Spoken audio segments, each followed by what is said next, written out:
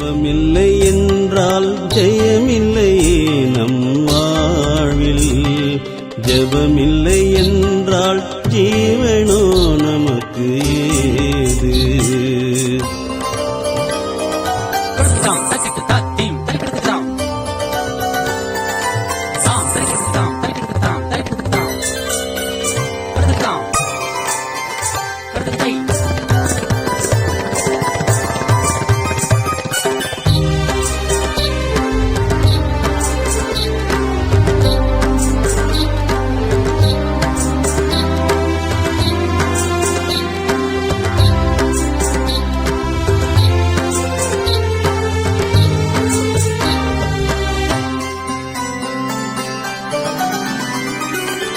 தானியேல் ஜெபித்தான் சிங்கங்கள் நடுவினிலே. சிங்கங்கள் வாயினை கட்டினார் வல்லமையால்.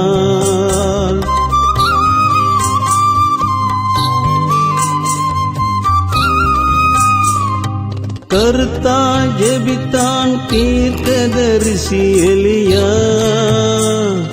கர்த்தரோ ஜெபத்தை கேட்டு பதிலை அளித்தார்.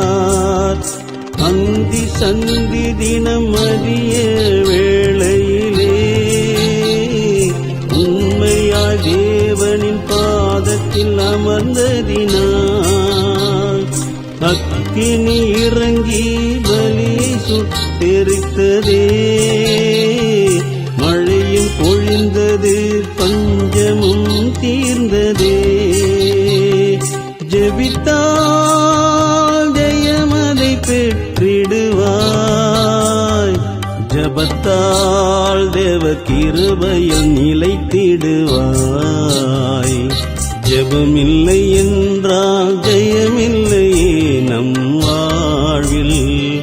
ஜெபமில்லை என்றால் ஜீவனோ நமக்கு ஏது? ஜெபமே ஜெயம், ஜெபமே ஜீவன் நம் வாழ்விலே.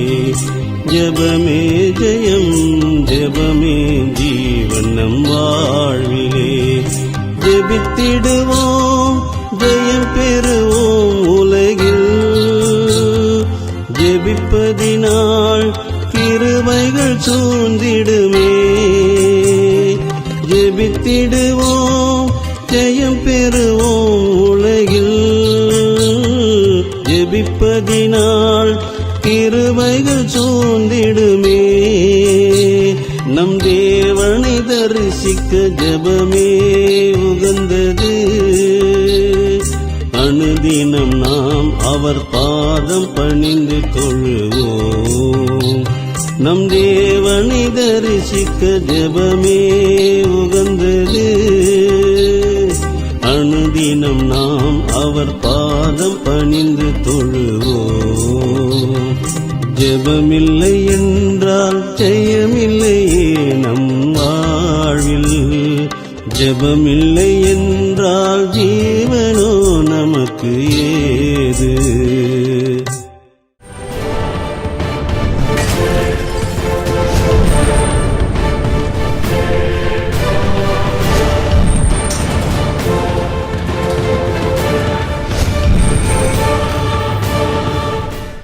இன்றைக்கு உண்டான தலைப்பில் பரிசுத்தவான்கள் என்றதான ஒரு தலைப்பை குறித்து நாம் தியானிக்க போகிறோம். யார் பரிசுத்தவான், பரிசுத்தவானுடைய தகுதிகள் என்ன என்பதை குறித்து நம்ம கொஞ்சம் பார்த்து சீக்கிரம் முடிப்போம். லேவியராகமம் புஸ்தகம் 20ஆம் அதிகாரம் 26ஆம் வசனம். கர்த்தராகிய நான் பரிசுத்தராய் இருக்கிறபடியினாலே நீங்களும் எனக்கேற்ற பரிசுத்தவான்களாய் இருக்கும்படிக்கு இருப்பீர்களாக. நீங்கள் என்னுடையவர்களாய் இருக்கும்படிக்கு உங்களை மற்ற ஜனங்களை விட்டு பிரித்தெடுத்தேன். ஆமென், அல்லேலூயா. கர்த்தராகிய நான் பரிசுத்தராய் இருக்கிறபடியினால், அல்லேலூயா. அப்ப நம்முடைய தேவன் யார் சொல்லுங்க. நம்ம பாட்டு பாடுவோம், பரிசுத்தர் பரிசுத்தர் பரிசுத்தர். பாட்டு பாடுவோம், அடுத்த பாட்டு பாடுவோம். பரிசுத்தர் கூட்டம் நடுவில் ஜொலித்தீடும் சுத்த ஜோதியே. இதெல்லாம் பாட்டு. சொல்லுங்க, இதெல்லாம் என்னதுங்க? பாட்டு. பாட்டு கேட்கறதுக்கு நல்லா தான் இருக்கும். ஆனா நடைமுறை வாழ்க்கையில தேவன் விரும்புகிற வாழ்க்கை என்ன? ஊழியக்காரர் என்று சொன்னாலே பல ஊழியக்காரர் இருக்கிறாங்க. அல்ல, ஒன்று வேதத்தின் அடிப்படையில் ராஜாவின் ஊழியக்காரர் சொல்லப்பட்டிருக்கு. யாருடைய ஊழியக்காரர்? அடுத்தது எஜமான்களுடைய ஊழியக்காரர்கள் சொல்லப்பட்டிருக்கு. அதுக்கு அடுத்தபடியாக கர்த்தருடைய ஊழியக்காரர் அப்படி சொல்லப்பட்டிருக்கு. இந்த சர்வெண்ட் ஆஃப் காடுகளுக்கு கொடுக்கிற ஒரு பெயர் வேதத்தில் என்ன? ராஜாவின் வேலைக்காரருக்கு அல்ல, ஒரு எஜமானுடைய வேலைக்காரருக்கு கொடுக்கிற பெயர் அல்ல. இது கர்த்தருடைய ஊழியக்காரனுக்கு கொடுக்கிற ஒரு பெயர். என்ன பெயர் என்று சொன்னால் பரிசுத்தவான்கள். ஆகவே இந்த வசனம் சொல்கிறது, நான் பரிசுத்தராய் இருக்கிறபடினால் நீங்களும் பரிசுத்தமாய் இருக்கும்படிக்கு. அப்படிதானே வாசிக்கிறோம்? எனக்கேற்ற பரிசுத்தம். கவனிங்க, லிசன். இங்கதான் பாயிண்ட், முக்கியமான ஒரு குறிப்பு இங்கே காணப்படுவது. நீங்களும் எனக்கேற்ற. யாருக்கேற்ற? கர்த்தருக்கு ஏற்ற. பரிசுத்தவான் என்று சொல்லும் போது உடையிலே அல்ல, அல்லது தங்களுடைய வாழ்க்கையை கடவுளுக்கே ஒப்பு கொடுத்துட்டேன் என்று சொல்லிக் கொள்ளுகிறதில் அல்ல, செயலிலே, ஸ்பாவத்திலே, குணத்திலே, நடைமுறை வாழ்க்கையிலே நாம் பரிசுத்தவான்களா இருக்கணும். அல்லேலூயா. பரிசுத்தவான்கள் என்று தேவன் என்ன சொல்லுகிறார் என்றால், எனக்கேற்ற பரிசுத்தவான்களாய் இருக்கும்படிக்கு. அப்போ நாம யாருக்கேற்ற பரிசுத்தவான்களாய் இருக்கணும்? ஸ்தாபனத்துக்காகவா, அல்ல உலகத்துக்காகவா, இல்ல நமக்காகவா, இல்ல தேவனுக்காகவா? சொல்லுங்களேன். யாருக்காக பரிசுத்தவான்களா இருக்கணும்? ஆண்டவர் என்ன சொல்றாரு? கர்த்தர் என்ன சொல்றாரு?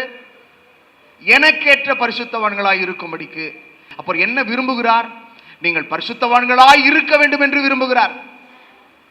எல்லா ஜனத்திலும் நான் உங்களை என்ன செய்தேன்? என்ன படிச்சீங்க? உங்களை பிரித்து எடுத்தேன். நீங்கள் எனக்கேற்ற பரிசுத்தவான்களாய் இருக்கும்படிக்கு நான் உங்களை இந்த ஜனத்திடத்திலிருந்து என்ன செஞ்சேன்?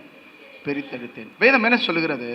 முதலாவதாக, நீங்கள் எனக்கேற்ற பரிசுத்தவான்களாய் இருப்பீர்களாக நான் உங்களை இந்த ஜனத்தாரிடத்திலிருந்து பிரித்தெடுத்தேன் என்று கர்த்தர் சொல்கிறார். யார் சொல்றதுங்க? கர்த்தர் சொல்கிறார், ஊழியக்காரர் சொல்ல. ஆகவே நீங்கள் அதை கவனிக்கணும். அடுத்தது என்னாகும் புஸ்தகம் 16ஆம் அதிகாரம் 5ஆம் வசனம். என்னாகமம் 16:5.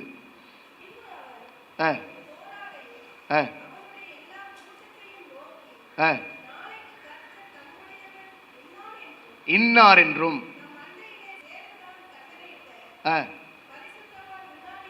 பரிசுத்தவான்கள் இன்னார் என்றும் காண்பிப்பார். கவனிங்க, வசனம் என்ன சொல்கிறது? காண்பிப்பார். என்ன காண்பிப்பார் ஐயா? பரிசுத்தவான் இன்னான் என்று காண்பிப்பார். அப்போ நீங்க இருக்கிற பகுதியில ஜனங்கள் உங்களை பரிசுத்தவான்கள் என்று சொல்லும்படி கர்த்தர் அவளுக்கு உங்களை காண்பிப்பார். அல்லேலூயா. அப்போ இங்க என்ன சொல்லப்பட்டிருக்கிறது? பரிசுத்தவான் என்று இன்னான், பரிசுத்தவான் இன்னான் என்று நான் அவர்களுக்கு காண்பிப்பேன். நான் அவர்களுக்கு காண்பிப்பேன். அப்படி வேதத்தில் கர்த்தர் யாரை காண்பித்திருக்கிறார் என்று சொன்னால் வாசிப்போம். 2 ராஜாக்கள் புஸ்தகம் 4ஆம் அதிகாரம் 9ஆம் வசனம். அவள் தன்னுடைய புருஷனை நோக்கி, இதோ நம்மிடத்தில் எப்பொழுதும் வந்து போகிற கர்த்தருடைய மனுஷனாகிய இவர், கர்த்தருடைய மனுஷனாகிய இவர் பரிசுத்தவான் என்று காண்கிறேன். ஒரு ஸ்திரீயானவள் தன் புருஷன் இடத்துல சொல்றா, அப்பா அடிக்கடி வந்து போறார, இவர் யார் தெரியுமா? இல்ல, இவர் யார் தெரியுமா? அம்மா சொல்றாங்க, ஐயா கிட்ட சொல்றாங்க. அம்மா சொல்றாங்க ஐயா கிட்ட. யாரை சொல்றாங்க? தேவ மனுஷனை பார்த்து சொல்றாங்க, இவர் பரிசுத்தவான் என்று காண்கிறேன். அல்லேலூயா. முதல்ல என்ன சொன்னாரு? நம்ம படிச்சோம், காண்பிப்பேன் என்றார். இப்போ கர்த்தர் காண்பிக்கிறார், அந்த ஸ்திரீயானவளுக்கு கர்த்தர் காண்பிக்கிறார், அடிக்கடி வந்து போகிற இவர். அப்போ இன்றைக்கு அடிக்கடி வீட்டுக்கு சில ஊழியக்காரர் வந்து போகிறாங்கன்னா அவங்க யாரா இருக்கணும்? பரிசுத்தவானா இருக்கணும். அல்லேலூயா. உண்மை உள்ளவர்களா இருக்கணும், உத்தமர்களா இருக்கணும், கரைத்திரை பிழையற்றவளா இருக்கணும். இல்ல, கரைத்திரை பிழையற்றவளா இருக்கணும். அவங்க தான் பரிசுத்தவான்கள். ஆகவே ட்ரெஸ்ல இல்லை, பரிசுத்தவான்கள் என்பதுக்கு ட்ரெஸ் இல்லை, உடை அல்ல, உள்ளம் பரிசுத்தமா இருக்கணும், சிந்தை பரிசுத்தமா இருக்கணும். இல்லை, நம்ம அநேக நேரங்களில் மற்றவங்களை ஆராயிரும். இவங்க யாரு, இவங்க எப்படிப்பட்டவங்க, இங்க உன்னை நீ ஆராய்ந்து பார். இல்லை, உன்னை ஒருவரும் குற்றப்படுத்தாதபடிக்கு நீ வாழ்ந்து பார். எப்படி வாழணும்? மற்றவங்க நம்ம என்ன செய்யக்கூடாது? குற்றப்படுத்திடக்கூடாது, குறை சொல்லக்கூடாது. நாமே பாவி, மற்றவங்களை போய் பாவி பாவின்னு என்ன அர்த்தம் சொல்லுங்க ஐயா? நாம யாரு? பவுல் என்ன சொல்றாரு? பாவிலும் சொல்லுங்களேன். பிரத்யட்சமாய் தரிசனம் பெற்ற ஒரு மனுஷன் தன்னை பாவியான மனுஷன் சொல்றாரு, பிரதான பாவின்றாரு. ஆனா நாம என்ன சொல்லிக்கிறோம்? மற்றவர்கள் உன்னை ஊழியக்காரன் என்று சொல்லணும், மற்றவர்கள் உங்களை பரிசுத்தவான்கள் என்று சொல்லணும். ஆண்டவர் சொல்றாரு, எனக்கேற்ற பரிசுத்தம் உங்களுக்குள்ளே இருந்தால் நான் உங்களை பரிசுத்தவான் என்று காண்பிப்பேன். இப்போ ஒரு மனுஷனை காட்டுறாரு வேதத்துல முழுசா. நான் தேடி தேடி பார்க்கிறேன். இந்த ஒரு மனுஷனை குறித்து ஒரு அம்மா சொல்றாங்க, அடிக்கடி வந்து போகிற இவர் பரிசுத்தவான் என்று காண்கிறேன் என்று புருஷன்கிட்ட சொல்றாங்க. அன்பானவர்களே கவனியுங்கள். ஆகவே இன்றைக்கு நாம் பேசுவதிலே மிக ஜாக்கிரதை உள்ளவர்களாக இருக்கணும், உடுத்துவதிலே ஜாக்கிரதை உள்ளவர்களாக இருக்கணும், நம்முடைய சுவாபங்களிலே ஜாக்கிரதை உள்ளவர்களாக இருக்கணும், நம்முடைய குணாதிசயங்களிலே ஜாக்கிரதை உள்ளவர்களாக இருக்க வேண்டும், நம்முடைய செயல்களிலே நாம் ஜாக்கிரதை உள்ளவர்களாக இருக்க வேண்டும். இல்லை, நம்முடைய பார்வையிலே நாம் ஜாக்கிரதை உள்ளவர்களாக இருக்க வேண்டும். அல்லேலூயா. உண்மைதானே? உண்மைதானே? ஆகவே எனக்கேற்ற பரிசுத்தவான்களாய் இருங்கள் என்று கர்த்தர் சொன்னார். அதற்காக தான் உங்களை பிரித்தெடுத்தேன்னு சொன்னாரு. நான் பரிசுத்தவான் இன்னான் என்று காண்பிப்பேன் என்று சொன்னாரு. அதுக்கு அடுத்து சொல்றாரு, ஒரு பரிசுத்தவானையே காண்பிக்கிறார். அதுவும் அந்நிய ஸ்திரீ ஒருவள் சொல்லுகிறாள். யார் சொல்றது? அடிக்கடி நம்மிடத்தில் வந்து போகிற இவர் பரிசுத்தவான் என்று சொல்லி. ஆமா, அவள் எந்த குடும்பம் எந்த கோத்திரம் அங்க சொல்ல. ஆனால் அவள் சொல்லுகிறாள், அவரை குறித்து ஒரு ஸ்டேட்மெண்ட், அவரை குறித்து ஒரு சாட்சி, அவரை குறித்து ஒரு நற்சான்றிதழ் அவள் அளிக்கிறாள். ஆகவே இன்றைக்கு நம்மை பார்த்து மற்றவர்கள் சொல்ல வேண்டும், பரிசுத்தவான் என்று சொல்ல வேண்டும், நாமே சொல்லிக்கொள்ள கூடாது. அல்லேலூயா. அடுத்தபடியாக இந்த அப்போஸ்தலனாகிய பவுல் எழுதுகிறார். எபேசியர் புஸ்தகம் 3ஆம் அதிகாரம் 8ஆம் வசனம். கொஞ்சம் வாசிங்க பார்க்கலாம். பரிசுத்தவான்களில் எல்லோரிலும் சிறியவனாகிய நான். சொல்லுங்க பார்க்கலாம். சொல்லுங்க. பரிசுத்தவான்கள் எல்லோரிலும். ஆமா, நாம் பெரியவன் அப்படின்னு சொல்லவே கூடாது. ஆமென் சொல்லுங்க. என்ன சொல்லக்கூடாது? நான் பெரியவன் என்று சொல்லு. உங்களிலே எவன் பெரியவனாயிருக்கிறானோ அப்படின்னு வசனம் சொல்லுது. உங்களிலே எவன் சிறியவனாயிருக்கிறானோ அவன் நான் பரலோகத்தில் பெரியவனாயிருப்பான். அல்லேலூயா. வசனம் தானே சொல்லுது. சொல்லுங்க, என்ன சொல்லுது? வசனம் சொல்லுகிறது. என்ன சொல்லுகிறது? சிறியவனாகிய நான். அப்போ இந்த 12 அப்போஸ்தலர்களையும் சிறியவன் யாருன்னா அப்போஸ்தலனாகிய பவுல். ஆனா படிப்புல அவர் நல்லா மெத்த படிச்சிருக்காரு, அதிகமான படிப்பு இருக்கு. ஆனா படிப்பு இருக்கு, தன்னை பெரியவனாய் காண்பிக்கவில்லை. நல்ல பதவி வகித்தவர் தன்னை பெரியவனாக காண்பிக்கவில்லை. பெரிய பணக்காரனவர், ஆனால் தன்னை பெரியவனாக காண்பிக்கவில்லை. இன்றைக்கு பணமும் இல்லை, படிப்பும் இல்லை, பதவியும் இல்லை. ஆனால் நான் ஒரு அடிமை, நான் என்னை எப்படி உயர்த்த வேண்டும்? உயர்த்தலாமா? நான் என்னை பெரியவன் என்று சொல்லலாமா? சொல்லக்கூடாது. நான் எல்லோரிலும் சிறியவன் என்று சொல்லி போக வேண்டும். அல்லேலூயா. எங்கே தாழ்மை இருக்கிறதோ அங்கே நமக்கு ஒரு உயர்வு கிடைக்கும். தாழ்த்துகிறவன் எவனோ அவன் உயர்த்தப்படுவான். ஆகவே தாழ்மையை தரித்துக் கொள்ள வேண்டும். அந்த தாழ்மையை இயேசு யார்? தேவகுமாரன். பிதாவின் செல்லப்பிள்ளை. சகல அதிகாரம் அவருக்கு கொடுக்கப்பட்டிருக்கிறது. அவர் ராஜ வம்சத்தை சார்ந்தவர். என்ன வம்சம்? ராஜ வம்சத்தை சார்ந்தவர், ராஜகுலத்தை சார்ந்தவர். ஆனால் தன்னை ராஜா என்று எங்கேயும் அவர் சொல்லல. மற்றவங்க அவரை ராஜான்னு சொல்றாங்க. மற்றவர்கள் அவரை குறித்து மேன்மையை பேசுகிறார்கள். பிசாசு சொல்லுகிறான், உன்னதமான தேவனுடைய குமாரனே. இல்ல, பார்வையற்ற ஒரு மனிதன் சொல்லுகிறான், தாவீதின் குமாரனே. தாவீது யாரு? அரசர். அரச குடும்பத்தை சார்ந்தவரே அப்படின்னு கூப்பிடுறான். விளங்குதா உங்களுக்கு? அப்போ இயேசு தன்னை எங்கேயும் தேவன் என்று சொல்லவே இல்லை. அவர் தன்னை தேவகுமாரன் என்று தான் சொல்லிக் கொள்ளுகிறார். ஆகவே அந்த தேவகுமாரனே தன்னை தாழ்த்தும் பொழுது இங்கே உட்கார்ந்து கொண்டிருக்கிற நீங்களும் நானும் அவருடைய வேலைக்காரர்கள், அவருடைய அடிமைகள். அவருடைய அடிமைகளாக இருக்கிற நாம எப்படி இருக்கணும்? தாழ்மை உள்ளவர்களாக இருக்கணும். ஆகவே இந்த பவுல் சொல்லுகிறார், அப்போஸ்தலர் எல்லோரிலும் சிறியவன், பரிசுத்தவான்கள் எல்லோரிலும் நான் சிறியவன். மெத்த படித்த ஒரு மனிதன் தன்னை சிறியவன் என்று சொல்லுகிறான். பரிசுத்தவான்களிலே நான் சிறியவன். ஆகவே அந்த பரிசுத்தவான்கள் லிஸ்ட்ல நாம இருக்கணும். ஆமென் சொல்லுங்க.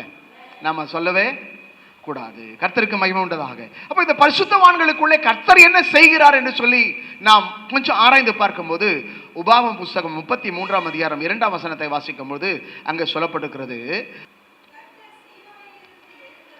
எழுந்தருளி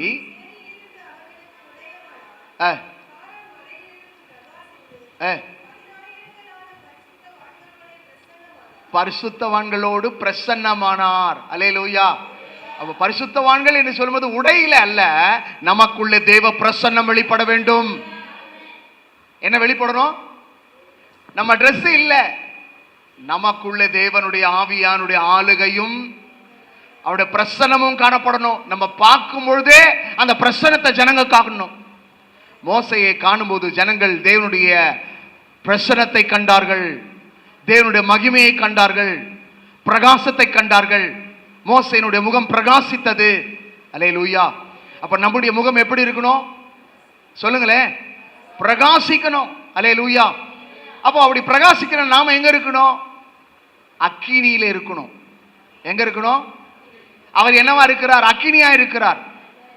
அந்த அக்கினியாய் இருக்கிற தேவனோடு கூட நாம இணைந்து இருக்கும் போது நாமும் அக்கினியாய் மாறுவோம், நாமும் பிரகாசமாய் மாறுவோம், நாமும் வெளிச்சமாய் மாறுவோம். அவர் அக்கினியாய் இருக்கிறார். அவர் தம்முடைய ஊழியக்காரனை அக்கினி ஜுவாலையாய் வைத்திருக்கிறார். என்ன வைத்திருக்கிறாருங்க? ஊழியக்காரனை என்ன வச்சிருக்கிறாரு? அக்கினி ஜுவாலை. அப்ப அக்கினி ஜுவாலையை பார்க்கும்போது எப்படி இருக்கும்? பிரகாசமா இருக்கும், அனல் வீசும். என்ன வீசும்? அனல் வீசும். அங்க கிட்ட நிக்க முடியாது, அங்க ஒரு பிரசன்னம். அப்ப நமக்குள்ளே ஒரு அபிஷேகம், நமக்குள்ளே ஒரு பிரசன்னம், நமக்குள்ளே ஒரு சாயல் வெளிப்பட வேண்டும், நமக்குள்ள தேவனுடைய பிரசன்னம் வெளிப்பட வேண்டும். பரிசுத்தவான்களுக்கு தம்முடைய பரிசுத்தவான்களோடு கூட அவர் பிரசன்னமாவார். நீங்க போகிற இடங்களெல்லாம் தேவ பிரசன்னம் இருக்கணும். ஆமென் சொல்லுங்க. உங்களுக்குள்ளே பிரசன்னம் காணப்பட வேண்டும். உங்க உடையில் அல்ல, உங்களுடைய அகமும் பிரசன்னமா இருக்க வேண்டும். ஆகவே முகம், அகம் பிரசன்னமா இருந்தால் முகம் பிரசன்னமாய் ஆயிடும். அப்ப அகத்துக்குள்ள என்ன இருக்கணும்? தேவ ஆவியானுடைய ஆளுகை இருக்கணும். அப்ப அந்த அகத்துக்குள்ள என்ன இருக்கணும்? தேவனுடைய வசனம் இருக்கணும். அப்ப வசனமும் தேவனும் உள்ளே இருக்கும்போது உங்கள் முகம் பிரகாசமா இருக்கும், உங்களுக்குள்ள ஒரு பிரசன்னம் காணப்படும். நீங்கள் போகும்போது உங்கள் நிழல் பட்டு ஜனங்கள் சுகமாவார்கள். நீங்கள் போகிற இடங்கள்ல உங்கள் மூலமாய் அந்த பரிசுத்த பிரசன்னம் இருக்கும்போது பேய்கள் பிசாசு நடுங்க ஆரம்பிக்கும். அந்த பிரசன்னம் உங்களுக்கு வேணும். அப்ப நீங்கள் என்ன செய்ய வேண்டும்? அந்த பிரசன்னத்துக்காக தேவ சமூகத்தை காத்திருக்க வேண்டும். அடுத்தபடியாக நாம் எல்லாம் எதற்காக அழைக்கப்பட்டோம் என்பதை குறித்து 1 கொரிந்தியர் 1:2 சொல்லப்பட்டிருக்கிறது. 1 கொரிந்தியர் 1:2 கிறிஸ்து இயேசுக்குள் பரிசுத்தமாக்கப்பட்டவர்களாயும் பரிசுத்தவான்களாகும்படி அழைக்கப்பட்டவர்களாய் இருந்த தேவனுடைய சபைக்கும். அப்ப தேவனுடைய சபையில யாருக்குன்னா பரிசுத்தவான்கள் இருக்கணும். அல்லேலூயா. இல்ல, பரிசுத்தமாக்கப்பட்டவர்களும் பரிசுத்தவான்களும் அப்படின்னு போட்டிருக்காங்க. சபையிலே பரிசுத்தவான்களும். அப்ப சபையில் இருக்கிற ஊழியக்காரர் என்னவா இருக்கணும்? ஊழியக்காரி என்னவா இருக்கணும்? பரிசுத்தவாட்டியா இருக்கணும். பரிசுத்தவான்கள், பரிசுத்தவாட்டி. அப்ப கர்த்தர் நம்ம எதற்கு அழைத்திருக்கிறார்? பரிசுத்தவாட்டியாக, பரிசுத்தவான்களாக அழைத்திருக்கிறார்.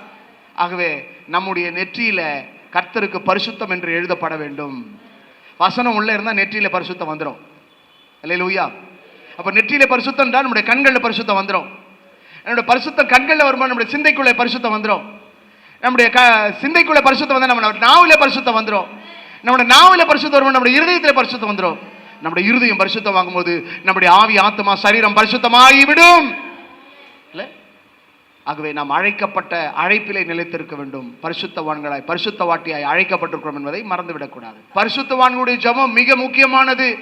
ஆகவே ஸ்தல போதகர், ஊழியக்காரர்கள், ஊழியக்காரிகள், இவர்கள் ஊழியக்காரிகள் பரிசுத்தவான்களாக்கப்படுகிறார்கள்.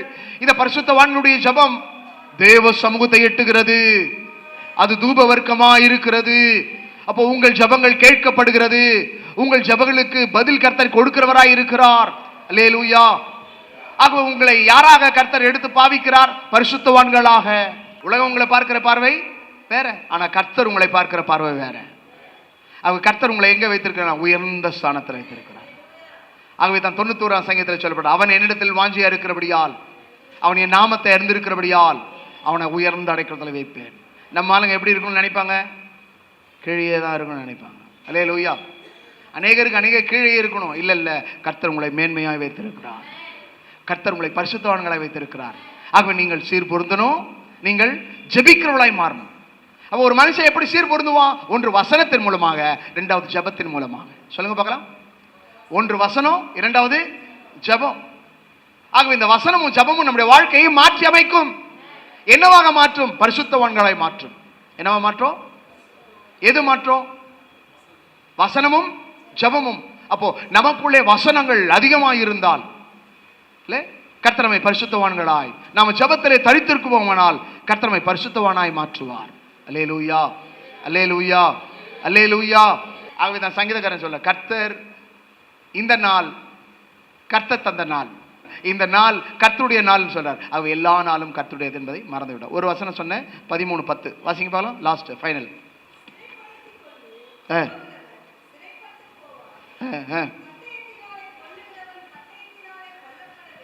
சரி,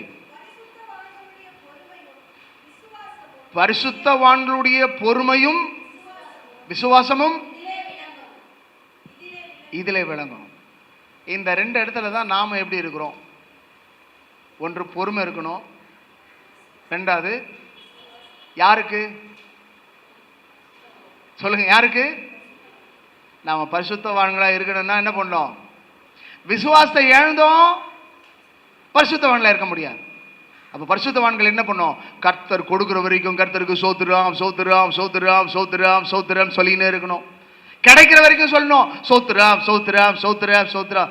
கிடைக்கலாம்னு சொல்லணும் சோத்திரம் சோத்திரம் சோத்திரம் சோத்திரம் சோத்திரம். கர்த்தர் எனக்கு கொடுத்து விட்டார், சோத்திரம் சோத்திரம் சோத்திரம் சோத்திரம் சோத்திரம். அல்லேலூயா. அப்ப பரிசுத்தவான்களுடைய விசுவாசமோ பொறுமையும் இதிலே விளங்கும். அப்ப பரிசுத்தவான்கள் எப்படி இருக்கணும்? விசுவாசம் உள்ளவர்களாய் இருக்கணும், பொறுமை உள்ளவர்களாய் இருக்கணும். என்னம்மா நீ பைத்தியக்காரி மாதிரி பேசிட்டியம்மா, யோபு சொல்றாரு. என்ன பைத்தியக்காரினார்? அந்த அம்மா இவரை சமயம் திட்டிட்டு இருப்பாங்க. என்ன பண்றாங்க? அவரும் பரிசுத்தவான் தான். ஆமென் சொல்லுங்க. தேவனுடைய பார்வையில் அவர் யாரு? பரிசுத்தவான். நீதிமானும் உத்தமனும் சன்மார்க்கனும் பரிசுத்தம் உள்ளவனாய் அவனை இருந்தான் சொல்லப்பட்டிருக்கு.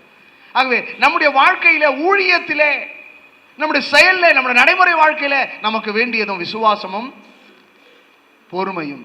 ஆகவே நாம் கொஞ்சம் எழுந்து நிற்போம், கர்த்தரை மாத்திரம் நோக்கி பார்த்தோம். தேங்க்யூ ஜீசஸ், தேங்க்யூ ஜீசஸ், ஹல்லேலூயா, தேங்க்யூ லார்ட். ஆண்டவருடைய சமூகத்திலே நம்ம ஒப்பு கொடுப்போம். இந்த நல்ல நாளிலே தேவ சமூகத்தில் இருக்கிறோம், நம்ம ஒப்பு கொடுத்து செபிப்போம். ஏசப்பா எனக்கு மன்னியும் சொல்லி கேளுங்க. ஏசப்பா எனக்கு இரக்கம் பாராட்டவும் சொல்லி கேளுங்க. எனக்கேற்ற பரிசுத்தவான்களாக இருக்கும்படிக்குன்னு சொன்னீங்களே, நாங்க உமக்கேற்ற பரிசுத்தவான்களா இல்லப்பா. பரிசுத்தவான் இன்னான் என்று காண்பிப்பேன் என்று சொன்னீங்களே, என்னையும் காட்டுங்கப்பா. அந்த ஸ்ரீயானவள் தன் கணவனிடத்தில் சொல்லும்போது, அடிக்கடி நம்ம இடத்துல வந்து போகிற இவர் பரிசுத்தவான் என்று காண்கிறேன் என்று சொன்னது போல எங்களை குறித்தும் ஒரு சாட்சி உண்டாக உதவி செய்யுங்கப்பா. பவுல் சொன்னது போல பரிசுத்தவான்களிலே நான் சிறியவன் என்று சொன்னது போல ஆண்டவரே, இந்த சிறியவனையும் இந்த பரிசுத்தவான்கள் லிஸ்ட்ல வச்சிருக்கீங்களே, உமக்கு நன்றிப்பா. எங்களை மன்னிங்க ஆண்டவரே. எங்கள் நீதியெல்லாம் அழுக்கான கந்த ஆண்டவரே. பரிசுத்தவான்கள் சீர் பொருந்தும் பொருட்டு என்று சொல்லி மற்றவங்களை சீர் பொருந்தணும்னு நினைக்கிற நாங்க சீர் பொருந்தலையே. நாங்க எதற்கு அழைக்கப்பட்டோம்? பரிசுத்தவான்களை தான் அழைக்கப்பட்டோம். நாங்க அழைக்கப்பட்ட அழைப்பில் இருக்க கிருபை செய்யுங்கப்பா. எங்களுக்குள்ள இந்த பரிசுத்த தாங்கப்பா. எங்களை தயவு செய்து மன்னிச்சிருங்கப்பா. நாங்க உமக்கு பிரியமானவளை வாழ எங்களுக்கு உதவி செய்யுங்கப்பா.